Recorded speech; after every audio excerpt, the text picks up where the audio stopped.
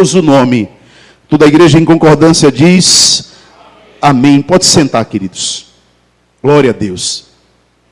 Abra a palavra do Senhor no livro de 1 Coríntios, capítulo de número 15. 1 Coríntios, capítulo de número 15. Nós vamos ler os 10 primeiros versículos desse texto. Apesar de ler 10 versículos, eu vou trabalhar apenas o versículo 10. Se o Senhor assim me ajudar. Diz assim a palavra do Senhor: irmãos, venho lembrar-vos o evangelho que vos anunciei, o qual recebestes, no qual ainda perseverais. Por ele também sois salvos, se retiverdes a palavra, tal como vos a preguei, a menos que tenhas crido, será em vão. Ainda antes de tudo, eu vos entreguei o que também recebi, que Cristo morreu pelos nossos pecados, segundo as Escrituras, e que foi sepultado e ressuscitou ao terceiro dia, segundo as Escrituras, e apareceu a Cefas, e depois aos 12, depois foi visto por mais 500 irmãos, de uma só vez, dos quais a maioria sobrevive até hoje, porém alguns já dormem. Versículo 7. Depois foi visto por Tiago, mais tarde por todos os apóstolos. E afinal, depois de todos, foi visto também por mim, como por um nascido fora do tempo. Porque eu sou o menor dos apóstolos, que eu mesmo não sou digno de ter sido chamado de apóstolo, pois persegui a igreja de Deus. Versículo 10. Mas pela graça de Deus, eu sou o que sou. Na sua graça, e na sua graça que me foi concedida, não se tornou vã. Antes, trabalhei muito, mais do que todos eles, todavia, não eu, mas a graça de Deus comigo. Fala assim: pela graça de Deus, eu sou o que sou. Fala assim: pela graça de Deus, sou o que sou. Bom, vamos entender um pouquinho esse texto. Antes eu preciso dar um contexto importante. Esse livro de Coríntios, Paulo estava em Éfeso escrevendo essa carta para a igreja de Corinto. A igreja de Corinto era uma igreja problemática. A igreja de Corinto era uma igreja em que tinha muitos problemas de imoralidade. Para você ter ideia, na igreja de Corinto havia um homem que casou que teve relações com a sua madrasta. Na igreja de Corinto havia muitas divisões, existiam muitas facções, existia muitos disse-me-disse na igreja de Corinto. A igreja de Corinto era a igreja que havia muito orgulho, muita soberba, muita prepotência. Mas ali também na igreja de Coríntios era uma igreja amada por Paulo, onde Paulo ensinou sobre os dons, sobre culto, sobre ressurreição. Esse livro de 1 Coríntios, no capítulo 1, fala sobre a cruz. No capítulo 2, fala sobre a sabedoria de Deus. No capítulo de número 3, fala sobre o crescimento espiritual. No 4, sobre os ministérios, os ministros. No capítulo 5, a disciplina da igreja. No capítulo 6, o corpo e a pureza da igreja. No capítulo 7, o casamento e a vida de um solteiro. No capítulo 8, sobre a liberdade cristã. No capítulo 9, a renúncia da carne pelo evangelho. No capítulo 10, advertências espirituais. O capítulo 11, sobre a ordem do culto, como o culto deve ser. No capítulo 12, sobre os dons espirituais. No capítulo 13, sobre o amor. No capítulo 14, sobre a edificação com os dons. No capítulo 15, sobre a ressurreição de Cristo. E no capítulo 16, sobre o serviço na perseverança. Bom, entendendo um pouquinho sobre esse texto, eu li os 10 versículos, então eu vou precisar falar sobre os 10 versículos, apesar de focar apenas no versículo 10. Com a tua Bíblia aberta, no versículo 1, a palavra do Senhor diz: irmão, venho lembrar-vos do Evangelho. Acompanhem sempre comigo a leitura. Venho lembrar-vos do Evangelho. A palavra aqui no versículo 1, o evangelho que vos anunciei, o qual recebestes, no qual ainda perseverás. Bom, A palavra aqui no versículo 1 é sobre a cruz de Cristo. Porque o evangelho é uma boa notícia. E só recebe uma boa notícia quem precisa dessa boa notícia. Toda vez que aparece a palavra evangelho na Bíblia, significa que Deus deu uma boa notícia para o homem que estava condenado ao inferno, mas enviou o seu filho para morrer no meu e no seu lugar. Condenado ao inferno por quê? Condenado ao inferno pelo pecado. Esse pecado que o homem comete é um pecado que separa o homem de Deus. Aliás, a palavra do Senhor diz que a única coisa que separa o homem de Deus é o pecado. A Bíblia diz que por causa do pecado, Cristo morreu e morreu em morte de cruz. E por causa do pecado de quem? Do meu pecado e do seu pecado. Bom, no versículo 2, a minha Bíblia diz: por ele também somos salvos, se retiverdes a palavra como vos a preguei, a menos que tenha sido em vão. Bom, o versículo 2, a palavra aqui é salvação. Salvação é metanoia, é mudança de vida, é mudança de caráter, é mudança de rota, é mudança de história, é transformação interior. Não é o que a gente fala, mas é quem a gente é. É quem a gente foi transformado pelo Senhor. O evangelho que nós lemos no versículo 1, ele salva. A palavra de Deus é o anúncio desse evangelho. A prova de fé que nós somos salvos são os frutos em nossa vida. No versículo 3, a palavra do Senhor diz: antes de tudo, vos entreguei o que também recebi. Vocês estão lendo aí? Aqui entra a teologia da justificação pela substituição. Todos nós deveríamos ser julgados e esse juízo traria sobre nós uma condenação. Mas o apóstolo Paulo fala que ele mesmo, ele entregou o que ele recebeu, que Cristo morreu pelo nosso pecado, segundo quem? Segundo as escrituras sagradas. É o sacrifício vicário, substitutivo. Cristo morreu no nosso lugar. E nós todos os meses sentamos à mesa do Senhor para lembrar: fazei isso em memória de mim. A Santa Ceia é uma lembrança. Não é apenas o pão, não é apenas o suco de uva. A Santa Ceia é para não nos esquecermos de vista o que Ele fez, o que nós fizemos, o que nós merecíamos e o que Ele pagou em nosso lugar. Então, a palavra do versículo 3 aqui que chama a ordem é que Cristo morreu em substituição à nossa vida. Versículo 4. Ele foi sepultado e ressuscitou ao terceiro dia, segundo as Escrituras. Bom, Jesus de fato morreu. Jesus de fato ressuscitou. E a ressurreição de Cristo é a prova da sua divindade. A igreja não existiria se Jesus Cristo não tivesse ressuscitado.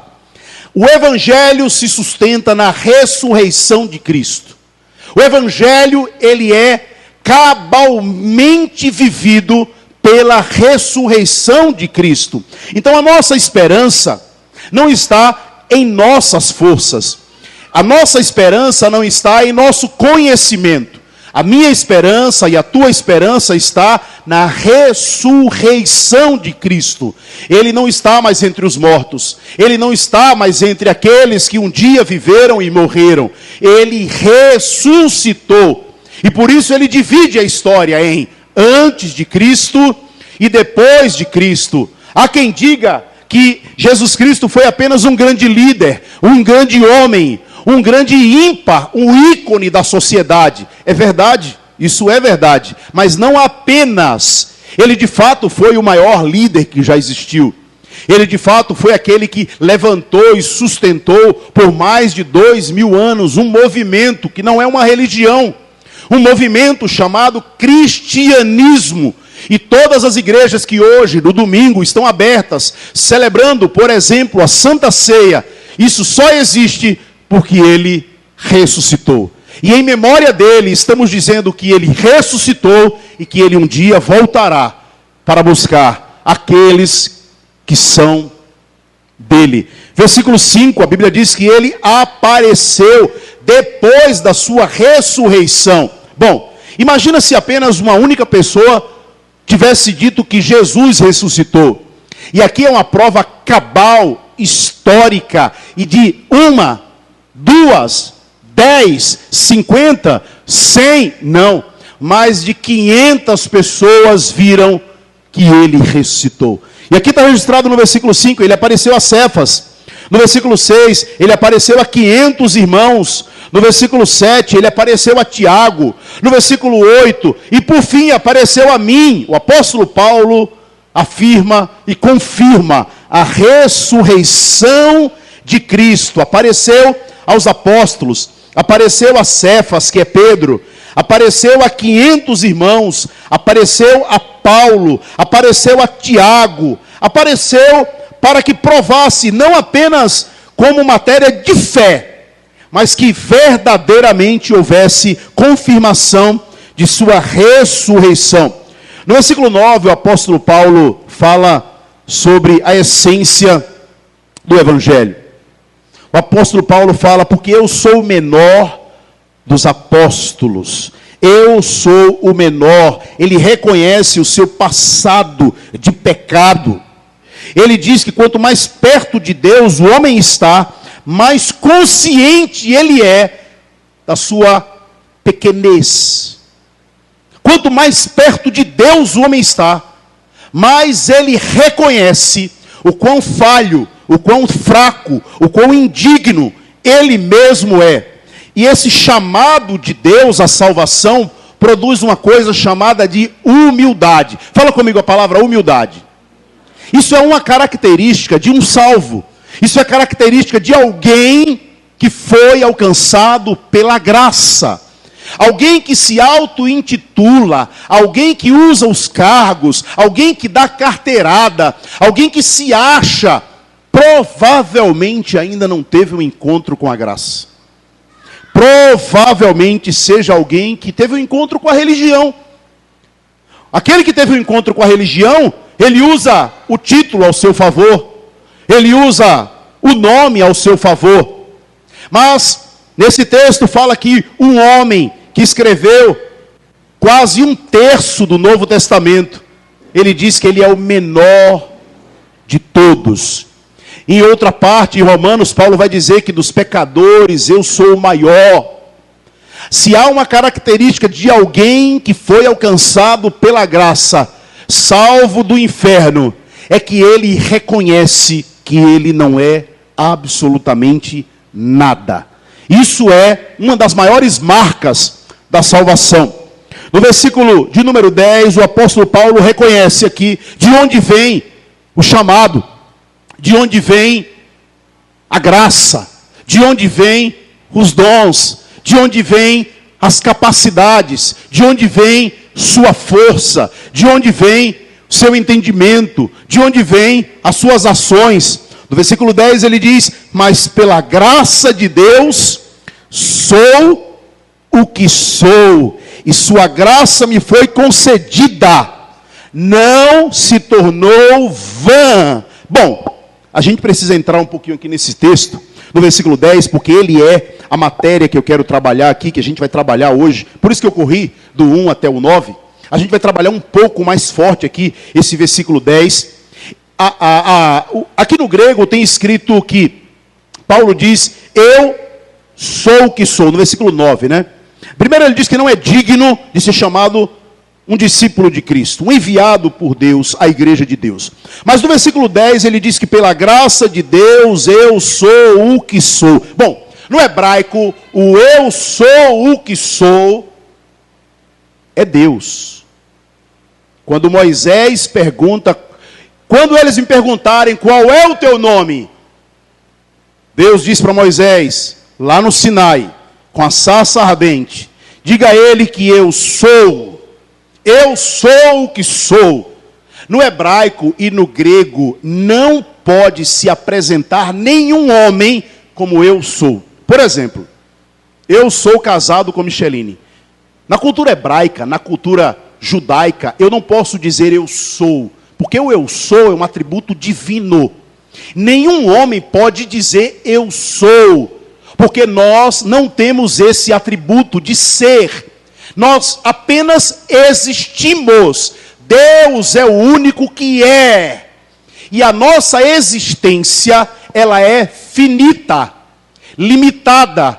A nossa existência, ela é frágil. A palavra eu sou significa Deus sendo Deus, mas o homem não pode dizer eu sou. Então, no grego e no hebraico, se Paulo tivesse que se apresentar, ele diria eu, Paulo, apóstolo, eu, casado, igual um índio falando, com, e aí dizer o nome da esposa. Eu, por exemplo, se eu fosse falar em hebraico ou em grego esse texto, eu dizia, eu, casado Micheline. Eu, pai Davi. Eu, pai Valentina. Eu, pastor na igreja. Eu não posso, nem poderia dizer eu sou, porque isso é um atributo divino, uma característica divina.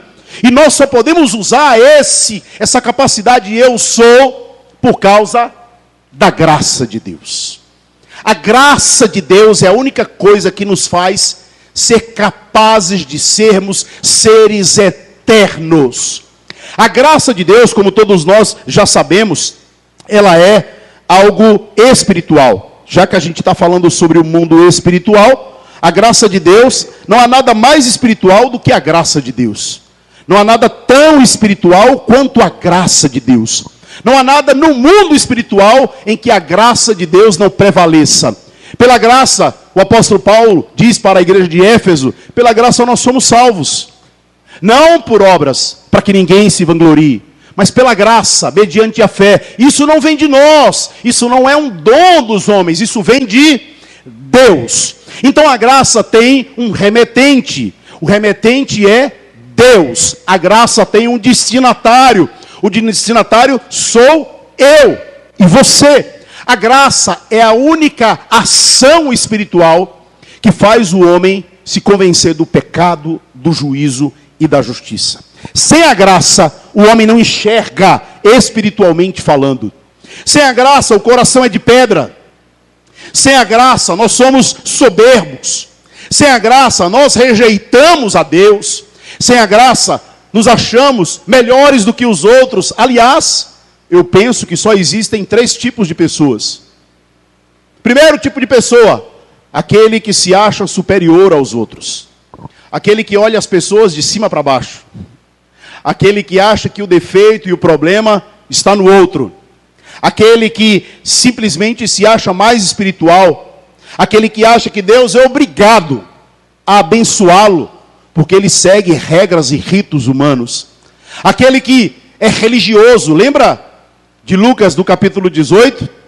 Um homem sem graça, fazendo uma oração. Qual era a oração de um homem sem graça? Eu não sou como os demais homens. Eu dou o dízimo. Eu jejuo. Eu sou superior aos pecadores. Eu não sou como esse aí que é pecador. Sem a graça, nos tornamos prepotentes, soberbos, arrogantes, donos de si, donos da razão, avarentos, egoístas, jactanciosos, prepotentes, individualistas. Não temos amor ao próximo. Sem a graça, não temos compaixão. Sem a graça, nem mesmo servimos a Deus. Porque sem a graça nos tornamos mecânicos, nos tornamos naturais e não espirituais. Sem a graça estamos condenados ao inferno. Sem a graça estamos em juízo eterno. Então a graça é enviada por Deus, endereçada aos homens, aqueles cujo qual Deus um dia escolheu e morreu por eles. Essa graça maravilhosa, ela é para aqueles que, segundo tipo de pessoa, é para aquele tipo de pessoa que reconhece que é falho. A graça é para aquele tipo de pessoa que reconhece que é um eterno devedor. Olha o que diz o versículo 10. A minha Bíblia, no versículo 10, diz assim: pela graça de Deus eu sou o que sou, me foi concedida e não se tornou vã. Trabalhei muito por todos, todavia, não eu, mas a graça de Deus para comigo. a graça de Deus para comigo. Paulo diz, eu trabalhei muito, porque um dos sinais de quem foi agraciado por Deus é que ele é um eterno devedor ao Senhor, e nada que ele faça ou venha a fazer poderá suprir, compensar ou pagar aquilo que Cristo fez na cruz do Calvário. A graça de Deus mediante Jesus Cristo em seu sacrifício. Então o primeiro tipo de pessoa é uma pessoa seca, soberba, arrogante, prepotente, individualista, sem amor ao próximo, sem compaixão. É aquela pessoa que diz, eu não tenho nada a ver com isso. É aquele tipo de pessoa que, cada um que se vire. É aquele tipo de pessoa que, eu não sinto a sua dor, foi você que procurou, então se vire. Sem a graça, nos tornamos secos, nos tornamos duros, nos tornamos frios, nos tornamos revanchistas, nos tornamos pessoas que querem vingança, sem a graça. Porque aquele que recebeu a graça, ele sabe de onde Deus o tirou, ele sabe a obra da cruz que foi feita por ele, porque os olhos dele se abriram. Lembra de Atos no capítulo 9, quando a palavra de Deus diz que Paulo, no caminho de Damasco, respirando ainda a ameaça de morte, com cartas em suas mãos, o Senhor aparece para ele como uma luz que brilhava, e ele ficou cego, e depois ele chega na casa de Ananias, e Ananias coloca as mãos, e os seus olhos caem em escamas, como que escamas dos seus olhos. Com a graça os olhos se abrem. Com a graça, matador de crentes se torna servos de Cristo. Com a graça, prostitutas são perdoadas.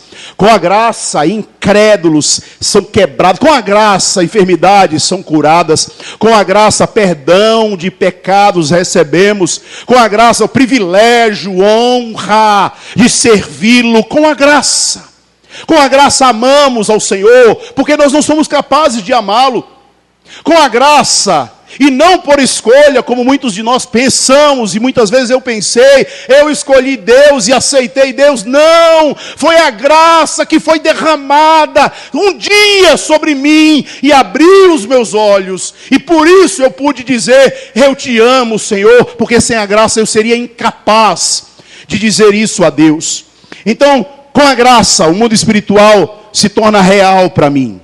Com a graça eu me torno o segundo tipo de pessoa, que sabe que não merece, que sabe que não pode, que sabe que é indigno, que sabe que é fraco, que sabe que é devedor, que sabe que tem culpa no cartório, mas a graça de Deus derramada um dia sobre a sua vida limpou o seu pecado pelo sangue derramado de Cristo na cruz do Calvário. Existe um terceiro tipo de pessoa, que é aquela pessoa que se acha indigna, se acha imerecedora, se acha incapaz, e não vive nada diferente em sua vida, mas não reconhece o Senhor como Salvador, como Rei, como Senhor da sua vida.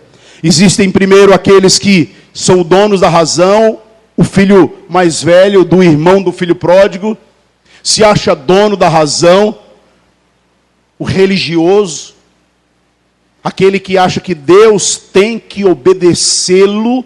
Uma vez uma pessoa me disse, estou fazendo tudo direito e Deus não muda a minha história.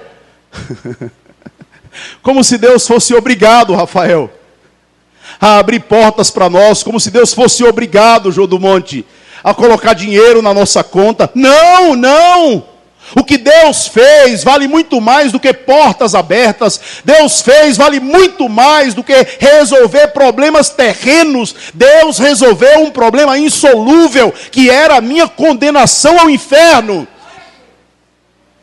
E só quem recebeu a graça tem esse entendimento. Então o primeiro tipo de pessoa é aquele que se acha superior. O segundo tipo de pessoa é aquele que reconhece que precisa, que é indigno, que é fraco, que é falho, mas sabe que Deus um dia lhe chamou, lhe tirou das trevas e colocou no reino de luz, lhe tirou do lamaçal e colocou sobre a rocha, lhe tirou da cegueira e abriu os seus olhos, transformou o seu coração de pedra num coração de carne, lhe tirou da raiz de Adão e colocou enxertado na videira, que é Jesus Cristo. Mas vamos lá, vamos entender um pouquinho sobre o que é essa nossa vida mesmo nessa graça. Eu e você sabemos que nós nascemos de novo. Bom, pelo menos eu creio que a maioria que está aqui nasceu de novo. Eu e você sabemos que somos cristãos. Nós acreditamos em Deus. Nós temos uma vida de oração. Nós fugimos da aparência do mal. Nós temos o Espírito de Deus.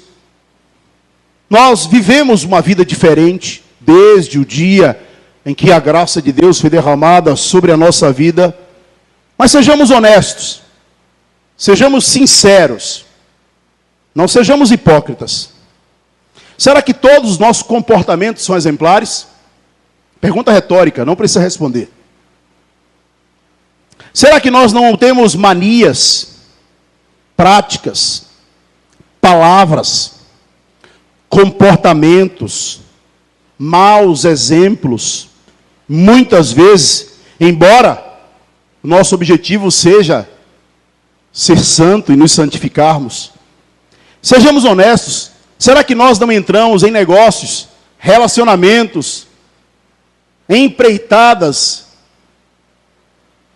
que não retratam a imagem e semelhança de Cristo na nossa vida? Será que tudo que nós falamos é para a glória de Deus? Será que tudo que nós vemos com os nossos olhos é para a glória de Deus? Será que todos os nossos desejos, pensamentos, intenções do nosso coração têm sido ou é para a glória de Deus? Será que de fato, quando eu leio a palavra de Deus, e eu vejo Deus dizendo, por exemplo, nos seus mandamentos, em Êxodo capítulo 20, as coisas que Ele não quer que eu faça, será que eu olho isso como uma punição, como algo que me tira privilégios e prazeres? Ou quando Ele manda fazer algumas outras coisas, ainda nos mandamentos, será que aquilo eu não me tenho por obrigação, como peso na minha alma? Será que quando eu e você lemos a Bíblia, e ela como um espelho para nós, olhamos para ela, sejamos sinceros, nós vamos sentar à mesa do Senhor, sejamos verdadeiros com o Senhor. Será que quando nós olhamos para a Bíblia, podemos dizer, eu sou esse que a Bíblia diz que eu sou? Será que quando olhamos para a Bíblia, às vezes eu olho para a Bíblia, irmão, e eu falo assim, será que eu sou joio, hein? Porque esse comportamento que eu tenho, esse pensamento que eu tenho, não é um pensamento de quem foi alcançado pela graça. Será que eu e você temos pecados, falhados, tropeçado? E eu posso afirmar para você que você tem feito tudo isso. E você pode me perguntar, pastor, o senhor não tem como saber? Eu tenho, porque eu sou igual a você. A gente é natureza carnal. Nós somos assim, criados e aterrados ainda. E como eu posso te afirmar que você tem falhas, comportamentos errados, palavras erradas, pensamentos errados, desejos errados? Porque, primeiro, eu olho para a minha vida e eu vejo que isso é nossa natureza. Segundo, eu olho para a Bíblia e vejo que o próprio apóstolo Paulo tem esse conflito. Mesmo sendo agraciado por Deus, eu vou pedir para vocês voltarem um livro da Bíblia e abrir em Romanos no capítulo 7, para vocês entenderem o que eu estou falando. Me perdoe, eu vou ter que voltar um texto, porque eu preciso que você entenda o que é o pecado. E eu não estou falando de pecados, eu estou falando de pecado no singular, que habita dentro de nós. Eu não estou falando de matar, se prostituir, roubar, enganar, manipular. Não estou falando, isso é pecado sim. Mas eu estou dizendo que existe dentro de nós uma natureza que ela é adâmica. E ela entra em conflito com a palavra de Deus, com a graça de Deus. É por isso que frequentemente nós precisamos, examina-se pois o homem a si mesmo. É por isso que frequentemente nós devemos olhar para a Bíblia e olhar para a nossa vida, para saber se há um espelho ou se nós não conseguimos refletir aquilo que é o que a Bíblia diz. Essa semana eu passei para um amigo um checklist para saber se você está orgulhoso. Checklist, Gilmar, uma avaliação para saber se nós estamos orgulhosos ou não, prepotentes, soberbos. E nesse checklist, não sei, 10, 12, 15 itens, não sei quantos agora, eu coloquei lá alguns pontos tipo, você tem dificuldade de pedir ajuda? Você reconhece quando está errado? Você tem se ajoelhado todo dia e orado ao Senhor, declarando a sua dependência dEle? Você tem servido a Ele todos os dias da sua vida? Você tem dificuldade de ser repreendido? Você tem dificuldade em ouvir e conviver com pessoas diferentes de você? E eu fui falando ali alguns itens e eu disse assim, meu Deus, quantos desse aqui também não me pegam? E eu preciso abrir aqui para vocês lerem Romanos, abram aí, Romanos no capítulo 7, no versículo 14, o apóstolo Paulo, ele diz que existe essa lei de Deus, ela é espiritual. Existe uma lei que é espiritual. No próprio capítulo, versículo 14, o apóstolo Paulo diz que ele foi vendido como escravo do pecado. Bom, no versículo 12, o apóstolo Paulo fala que essa lei é santa. No versículo número 14, ele diz que foi vendido. No versículo 17, ele diz, o pecado que habita em mim. Se você tem o hábito de sublinhar a Bíblia, eu aconselho fortemente que você sublinhe, porque isso talvez vai mudar a tua forma de pensar sobre o que é a vida cristã. No versículo 17, ele diz que o pecado habita dentro dele. No versículo 18, ele diz que na minha carne não habita bem nenhum. Eu estou falando de Paulo convertido aqui, viu, irmãos? Eu estou falando de Paulo apóstolo aqui, tá, irmãos? Eu estou falando do maior plantador de igrejas, do maior bandeirante evangelista que o mundo já conheceu depois de Jesus Cristo. Eu estou falando do homem que escreveu quase um terço do Novo Testamento. No versículo 18, ele diz que na minha carne não habita bem nenhum. No versículo 20, ele diz, o pecado que habita em mim. No versículo 23, ele diz que eu sou prisioneiro da lei, do pecado. Bom, esse capítulo 7, irmãos, é um tapa na nossa cara. No versículo 15, ele diz, eu não faço o que eu quero, mas eu faço o que eu não quero. No versículo 18, ele diz, eu quero fazer o bem, mas eu não consigo. No versículo 19, ele diz, eu não faço o bem que eu quero, mas o mal que eu não quero. Caramba, quantos conflitos Paulo tinha. Quantas dificuldades Paulo tinha. Paulo era problemático. Paulo era um ímpio. Será que Paulo não tinha sido agraciado? Será que Paulo não recebeu o dom celestial da salvação? Não, irmãos. Paulo era agraciado. Paulo não era um ímpio. Sim, Paulo estava em conflito, porque todo aquele que é nascido de Deus e que é filho de Deus, há uma grande luta, enquanto nessa terra estivermos, da nossa carne militando contra o Espírito. Gálatas no capítulo 5 fala que o Espírito milita contra a carne, e a carne milita contra o Espírito. Então eu posso afirmar a você, que pensamentos que há na sua mente, que palavras que saem da sua boca, que desejos que há no seu coração, muitos deles não podem ser passados aqui no telão no domingo à noite, porque seria vergonha. Eu posso afirmar isso porque a Bíblia me mostra que Paulo tinha essa luta interna. A palavra do Senhor diz que, em Romanos no capítulo 12, que a vontade de Deus é boa, é perfeita e é agradável. E nós, natureza carnal, queremos uma vontade que não é boa para nós, que não é perfeita para nós, e que não é agradável para nós. E essas são as que nós praticamos frequentemente. Bom, parece que é loucura, como o Rafael pregou hoje pela manhã. É loucura. Se a vontade de Deus para a minha vida é boa, perfeita e agradável, eu quero com as minhas práticas, com as minhas manias, com os meus comportamentos, com os nossos vícios. Não se engane. Não se engane. Você fala o que não deve, você deseja o que não deve. Eu falo o que não deve, eu desejo o que não deve. Não sejamos hipócritas. Nós vamos sentar à mesa do Senhor. Nós vamos confessar os nossos pecados. E vamos dizer que Ele morreu no nosso lugar. Sejamos verdadeiros. Mas pense comigo. Paulo não era um monstro. Paulo não era maluco. Paulo pede perdão. Paulo sente culpa. Paulo não faz o mal como uma prática de vida. Os profissionais da saúde poderiam olhar esse texto de Paulo e dizer: Paulo é esquizofrênico? Ele tem problemas? Mas não, essa é a nossa natureza. Essa é a nossa natureza.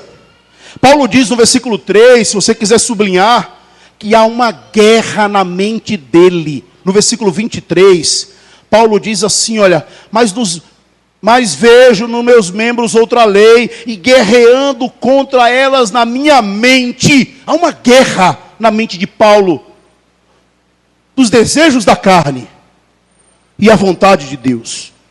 Hábitos, padrões, manias, comportamentos. Mas o versículo Paulo, eu não sei qual é a versão da sua Bíblia, ele começa dizendo: miserável homem que sou. Se for Ara, atualização revista, a Almeida Revista Atualizada, vai ter a palavra desventurado no versículo 24. Na NVI vai ter miserável. Olha o que Paulo vê: miserável homem que sou. Quem me livrará deste corpo de morte? Paulo entendeu algo sobrenatural, que nesse corpo, nessa terra, nesse tempo, essa guerra da mente vai existir. Esses tropeços de desejos, de palavras, de coisas que não são divinas, que habita dentro de nós, que Romanos 7 chama de pecado, que habita dentro de nós. Paulo diz que nós vamos vencer isso. Como? No céu. Pastor, o senhor criou um problemão teológico agora para resolver, viu? Eu sei. Eu tenho uma grande responsabilidade. A responsabilidade de anunciar a palavra, o evangelho, como ele é. E qual seria a saída para isso? A saída para isso só é uma: lutar todos os dias contra a nossa carne. O autor de Hebreus diz que na luta contra o pecado, existe uma luta contra o pecado. Vocês ainda têm que resistir até o sangue. Existe uma luta contra o pecado. E a única saída: mas pastor, a graça não foi derramada sobre mim? Sim, ela foi derramada. E porque ela foi derramada, você tem consciência de que está errado. Porque se ela não tivesse sido derramada, nem consciência do erro você teria. E aqui entre nós nos sentimos culpados quando falamos o que não devemos. E se não nos sentimos culpados quando praticamos o que não devemos, quando não nos sentimos culpados, provavelmente estamos cegos e o coração ainda está de pedra. Mas se a culpa pelo pecado atinge a nossa vida, como eu aprendi logo quando me converti, é o Espírito Santo dizendo: aí não, isso não vale, não fale isso, não deseje isso. A culpa é uma graça de Deus derramada sobre nós. E Paulo diz isso no versículo 24: miserável, culpado, errado eu estou. E quem me livrará? Quem me livrará desse corpo de morte? Aí ele diz a resposta no versículo 25: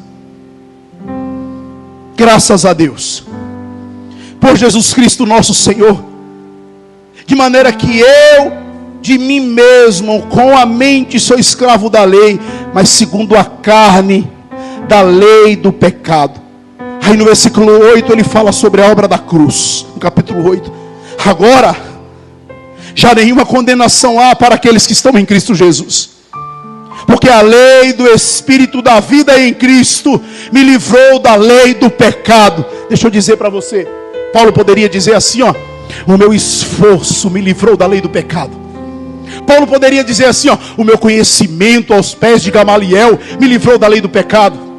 Paulo poderia dizer assim, ó: o meu trabalho de plantar dezenas de igrejas me livrou da lei do pecado. Paulo poderia dizer: eu, como um líder judeu, fariseu, dupla cidadania, cidadão romano, judeu. Mas ele reconhece que esses títulos não valem de absolutamente nada. Aliás, em outro texto, Paulo vai dizer que isso é comparado a esterco. E você sabe o que é esterco? Aquilo que o boi faz, que serve como adubo. Mas Paulo diz que nenhuma condenação há, porque ele está em Cristo Jesus. É como quem diz assim: a lei do pecado que habita dentro de mim não tem poder sobre mim. Eu preciso lutar todos os dias, sim. E o pecado, irmão, quando o pecado vem, quando a tentação vem, o que nós temos que fazer é fugir. Foi isso que José fez. Fugir. Fugir do pecado. Não tem outro jeito. Só que o Senhor, nosso Deus, Ele sabe de tudo isso. Ele sabe que eu e você não somos santos. Ele sabe que eu e você temos uma capacidade enorme de nos autodestruirmos. O Senhor sabe que nós temos uma capacidade enorme de ferir uns aos outros. Ele sabe que nós temos uma capacidade enorme de se tornar orgulhosos, egoístas, frios, individualistas, egoístas. E é como se Ele dissesse para a gente hoje assim, ó: mas eu quero que vocês saibam de uma coisa: eu amo vocês. Eu jamais deixarei vocês. Todos os dias, até a consumação dos séculos. E agora? Agora nos resta lutar contra o pecado. Agora é o seguinte: nós não vamos conseguir vencer as fraquezas da nossa carne sem luta. Não vamos. Não vamos. Luta, arregaçar as mangas, lutar, trabalhar, servir ao Senhor. Eu vou ler um texto, não precisa vocês abrirem. 1 Coríntios, no capítulo 9, no verso 24, que é um texto que fala sobre o atleta. Vocês não sabem que os que correm no estádio, todos na verdade correm, mas um só leva o prêmio. Corram de tal modo que alcanceis. Todo atleta em tudo se domina, aqueles para alcançar a coroa corruptível. Nós, porém, nos esforçamos para alcançar a coroa incorruptível. Assim corro eu também, não sem meta. Assim eu luto, não como desferindo golpes no ar, mas eu esmurro o meu próprio corpo e reduzo a escravidão, para que, tendo eu pregado aos outros, não venha eu mesmo ser desqualificados. Aí o versículo 13 do capítulo 8 de Romanos diz: porque se vivermos segundo a carne, caminharemos para a morte. Mas se vivermos segundo o Espírito, mortificaremos os feitos do nosso corpo. Certamente viveremos. Se vivermos segundo a carne, caminharemos para a morte. Mas se vivermos segundo o Espírito, se você puder sublinhar o Espírito, não é por nossa força, é pelo Espírito de Deus que conseguiremos vencer isso. Não é pela nossa capacidade que conseguiremos vencer as nossas fraquezas, mas pelo Espírito de Deus. Você sabe que precisa perdoar as pessoas, você já sabe disso. Aí você pode dizer: mas eu não consigo. Mas não é pela tua força, é pelo Espírito de Deus. Você sabe que precisa orar todos os dias. E você pode dizer: mas eu não consigo. E eu vou te dizer: mas é pelo Espírito de Deus que você vai conseguir fazer isso. Você sabe que você tem que se arrepender dos seus pecados. Você sabe. E você pode dizer, mas eu não estou conseguindo me arrepender. É pelo Espírito de Deus que você vai conseguir isso. Você sabe que tem que cuidar do seu corpo, da sua alma, da sua mente, do seu emocional. É pelo Espírito de Deus que você vai conseguir isso. Vencer manias, práticas, comportamentos, vícios.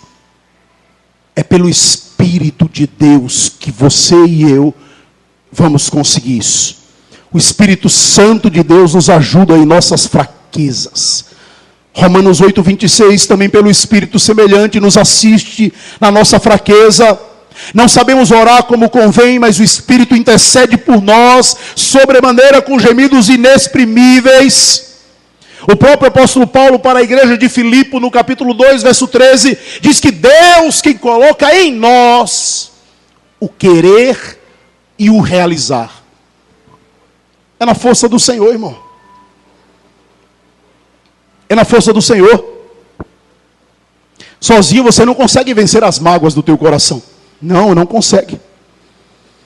Sozinho eu e você não conseguimos vencer as tristezas da nossa alma. Não conseguimos.